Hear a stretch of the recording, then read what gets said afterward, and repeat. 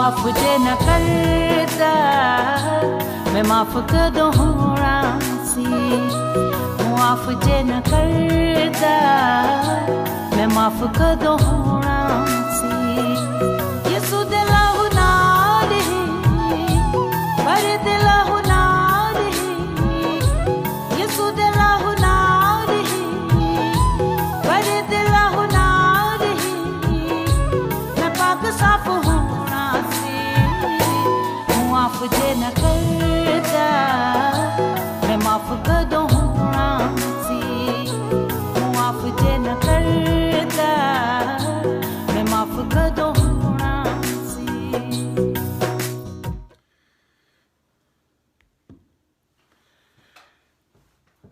Well, I'm heading away from the historical critique for a bit to talk about something else that I don't normally talk about. But I've been getting quite a few people who have been texting me and emailing me, especially from Pakistan, from my friends in Pakistan and also in Britain, who are asking me to talk about this woman called Tabitha Gill. Tabitha Gill is a Christian who lives in Karachi.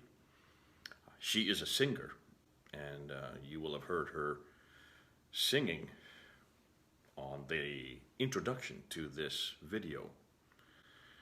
She sings gospel songs, and she has been recorded, and we will be playing some of hers at the very end of this. But she works at a hospital in Karachi. She works at the Sobhraj Hospital there in Karachi, and she takes care of patients, and one of the things she does is they like her to sing and to pray for her, especially the Christians who are in the hospital. And last week, in fact, last Thursday, a week ago, she was singing, like she always does. Another nurse heard her and reported her. And what happened after that is what the video is about. Now, this is YouTube, so I'm not permitted to show you the videos of what happened. You need to go, and I will put the URLs at the bottom of the comment section. Go and look at those. They are hideous. A bunch of nurses started beating her with their open palms, hitting her as hard as they could, yelling at her, screaming at her. Now, it was all in Urdu or in another language that I don't know. So I had friends in London who are from Pakistan to translate it. And they sent me what's going on there. And I just want to read what they said. Tabitha Gill is a nurse. She's a nurse serving at the Sobhraj Hospital in the Sindh province in Pakistan, in Karachi, the city. On Thursday, a week ago, she was accused of blasphemy by a fellow nurse because she was saying a prayer for a sick patient in the name of Yeshua. She was accused of praying in the name of Yeshua instead of Isa. See, Yeshua is the name that the Christians use for Jesus. Isa is the name that's in the Quran for Jesus, and these people were beating her up because she was using the wrong name. Things heated up, and as more Muslim nurses and doctors gathered, slaps and beatings were hurled their way. And I'm going to be showing you pictures. I wish I could show you the video. I'm not permitted to by YouTube. They will not allow me to show it. They do not want people to see what really happened. You need to look at, go and see it yourself. It is not pleasant viewing.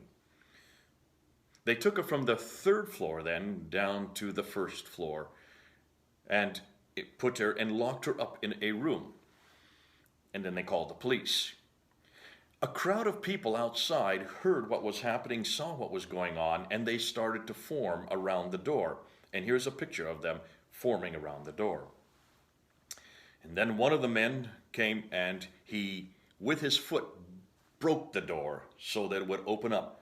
And so two women wearing a complete chador, which means with only their eyes. These are religious women. These have nothing to do with the hospital. They are not anything to do with medical staff. They have come from outside.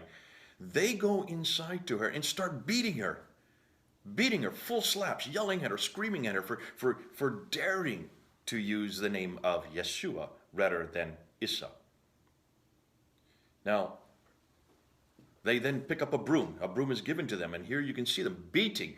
I just can show you the pictures. I'm not permitted to show you the video. In the background, according to what I've been told, you can hear doctors saying, "Maro, Maro, beat her, beat her." So they're telling the women to beat her. Finally, the police came to rescue her. This was all happening in a hospital by nurses, by doctors, and by religious women who came from outside to do the beating. Police finally took her away, and now she is in prison. On Friday, that was not even a week ago, the local mosque gathered as a mob and challenged the police for releasing Tabitha. They wanted her out. They wanted to kill her. They wanted to kill her. And then an FIR, that is a first information report. Here it is. I'm going to show it to you. This is a first information report. Was initiated by Islamists citing Sharia 295C blasphemy law, and charges of blasphemy were formally brought out against Tabitha under that blasphemy law, with the additional allegation, which now include that Tabitha spoke of the prophet Adam and Abraham committing adultery. Although there has been some support from Muslims in the Sindh province and from a few Muslim nurses who worked alongside Tabitha, there remains a larger faction who support the blasphemy law and would like to see her killed. Now, why am I putting this up here? Well, obviously you can see this gets me angry. This gets me really angry when I see something like this. We're always told that Islam is a religion of peace. We're always told that well-meaning Muslims would never do something like this. And when you hear stories like this, you think of it happening in villages. You think of it happening out in the middle of nowhere where there's no law. You think of it happening amongst people who are ignorant, people who just don't know any better. But this is happening in a hospital. Hold on a minute. What are hospitals for? I always assumed that hospitals are a place you get healed. You come to a hospital to get healed. Nurses and doctors have to take a Hippocratic oath. Doesn't matter where they are in the world, they are there to heal people, not to beat them up. Not to beat them up. And these are nurses and doctors who are beating her. The pictures show it. They didn't even try to cover her face. In fact, they were wearing masks. They pulled the masks down so you can see them, so they could yell at her even louder. And they were beating her from the back. They were beating her from the front. They were giving her full slaps across the face. And all she did was, "I have not done anything wrong," she kept on saying. "I have not done anything wrong." That's what the translation tells me. All she did, what was her crime? She talked about Jesus Christ and used his real name. Now, folks, I don't know what you do with this. I don't know where this is going to go. I don't know what's going to happen to this lady. We saw what happened with Asya Bibi, who was caught at a faucet out in the fields with other villagers who started confronting her and beating her up and saying that she had blasphemed the prophet. And see, the 295C law is a law that is in Pakistan, which stipulates you cannot criticize Muhammad and you cannot criticize the Quran. That's what that law is there for. She has done none of this. She didn't criticize Muhammad anywhere. She said nothing about Islam. She didn't criticize at all the Quran. She said nothing about the book. What was she singing? She was singing praises to Jesus, which is what she does. She's a gospel singer. You're going to see some of the songs that she sings. I'm going to end with her songs. Bless her, because she's got a beautiful voice. Does she deserve, therefore, to be beaten up like this by doctors and nurses? These are educated people, crowds that come from nowhere to descend upon her. Religious women, these are religious Muslim women. That's why they were sent. Religious Muslim women wanted to get their fair share of beating her. They didn't even know who she was. All they knew is that she had to be beaten. Why? Because she has blasphemed, because she has used Jesus' name. Now, folks, this is what it's like in a country where Muslims are the majority. This is what happens when Muslims become the majority. It doesn't matter where in the world. Look at any place in the world, and you will see once Muslims have a majority, they will not allow freedom of expression. They will not allow religious freedom.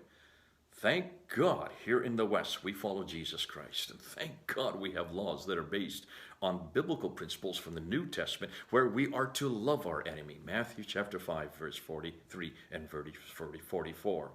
We are to lay down the sword. Matthew 26 verse 52. For he who lives by the sword dies by the sword. Jesus willingly went to the cross. And he died for you and me. Folks, that's what we're preaching, and that's what I've been saying. And for I don't know how many years, when Muslims have told me that it's a religion of peace, I say, can you prove it to me? Can you show it to me? Where is the one verse in the Quran that says you're to have peace with me. You can't find it. Make war on the people of the book, on the Christians and the Jews. That's us. That's chapter 9, verse 29. Slay the unbeliever wherever you find them. Besiege them, lay in wait for them, every kind of ambush. That's 9:5. Slay the unbelievers until there's no more fitna in the land. That means there is no more disbelief against Allah and His Prophet. That's chapter 8, verse 39.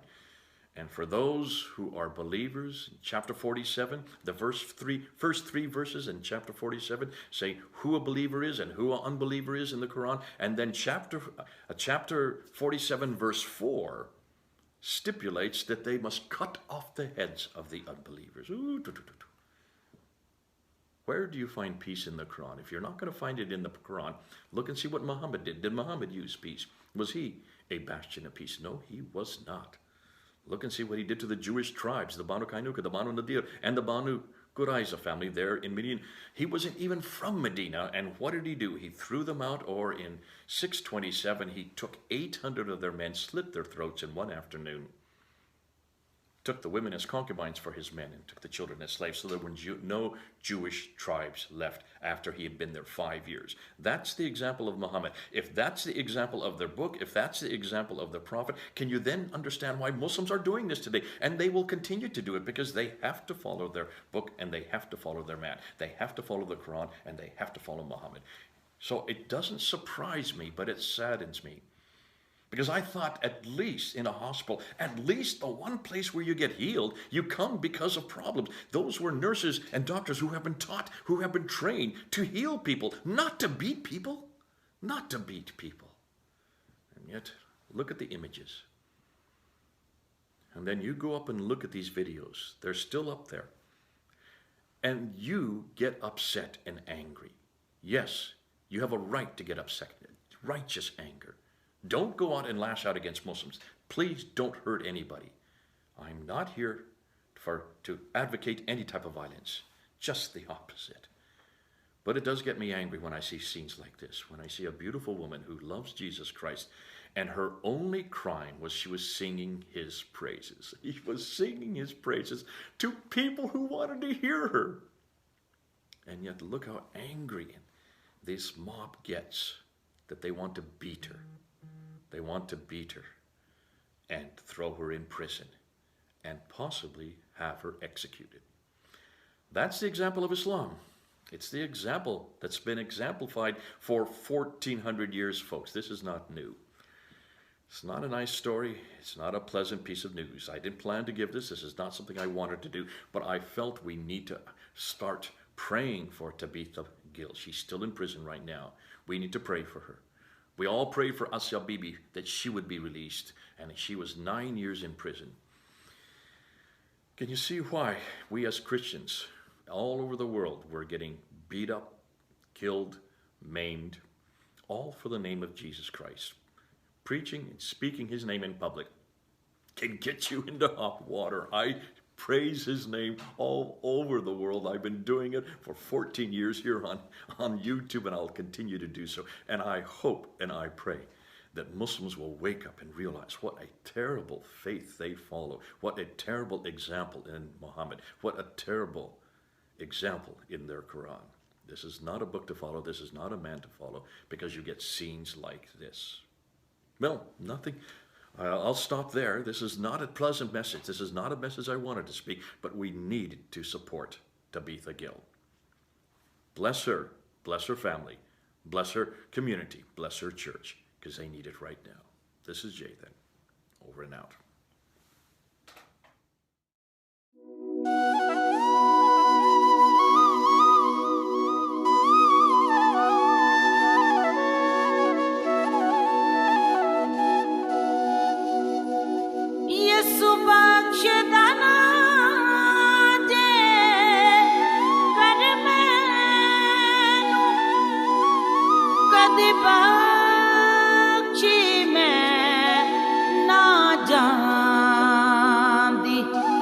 ठुकराना आप खुदा जे मेरे अज है ना गवाही सुना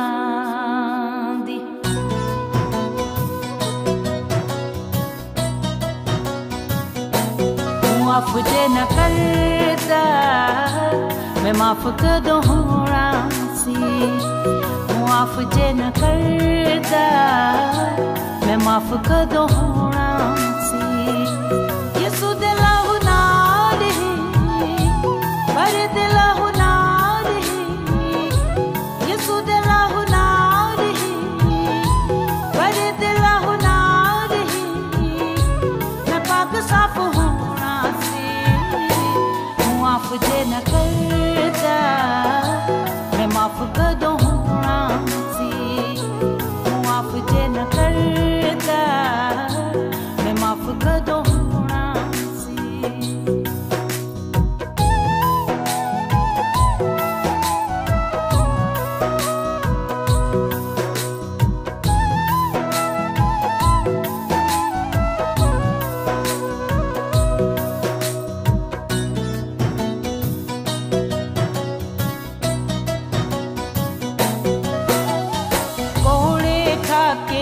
इल ठकवा के नेज़े ना पसली चदवा के कोड़े खा के इल ठकवा के नेज़े ना पसली चदवा के सह गया ताने मेणे चंडा आमानू सीने च दबा के सह गया ताने मेणे चंडा आमानू सीने च दबा के पल भी हंसोना ना जे ओ पल भी हंसोना ना जे सजा द मैनू रोना सी मुआफ जे न करदा मैं माफ कदों होना सी मुआफ जे न करदा मैं माफ कदों होना सी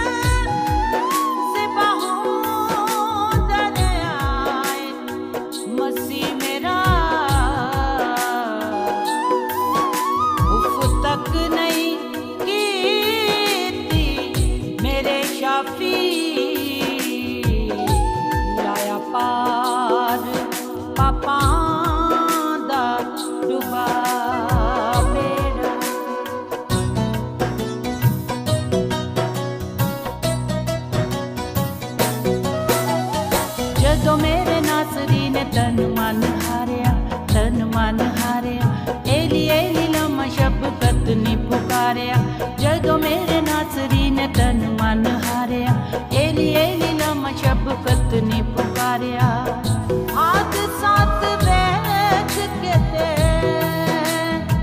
ओ हाथ साथ बैठ के ते रोपे मौत भी मुआफ जे न करदा मैं माफ कदों होना सी मुआफ जे न करदा मैं माफ कदों होना सी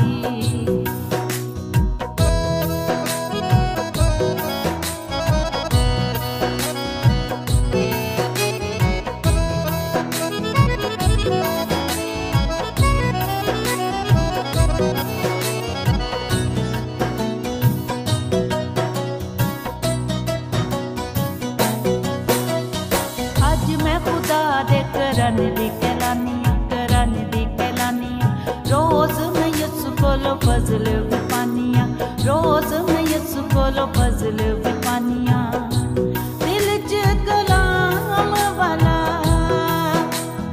ओ दिल च कलाम वाला बिजिया सुबे मुआफ जे न करदा मैं माफ कदों होना सी मुआफ जे न करदा मैं माफ कदों होना सी